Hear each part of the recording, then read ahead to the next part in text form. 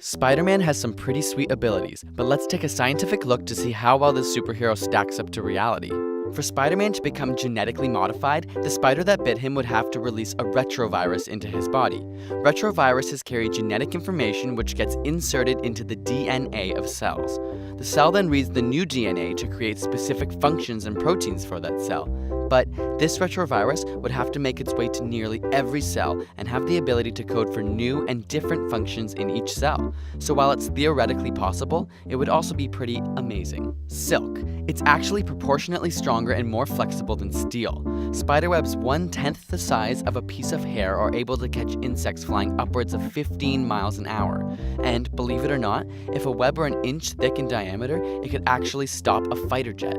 Strength. Some spiders can lift up to 50 times their body weight. This muscle strength is directly related to size. Think about your bicep. When you work out, it increases in height and width, but not length. In this way, the strength of an organism increases as a square, or by 2 on the scale factor. But as organisms get bigger, their volume increases in height, width, and length as a cube, or by 3 on the scale factor. This creates a ratio of 2 to 3, meaning the bigger the organism, the smaller its proportional strength. But because Spider-Man is human-shaped and sized, the retrovirus would have to encode for the creation of more actin and myosin proteins. These proteins affect the contraction abilities of muscles, and in effect could make a human stronger. Climbing walls? Not a problem for spiders. They have tiny hairs on each leg, and these hairs have tons of even smaller hairs with triangular ends which interact with the nanometers of the atoms on the surface. This creates electrostatic forces, allowing them to stick with a strength of 170 times their own weight.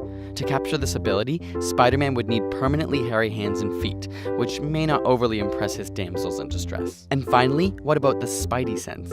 Well, spider hairs are extremely sensitive to vibration and air pressure changes, but this means that Spider-Man could only perceive things that are near him and not events at a distance. Got a burning question you want answered?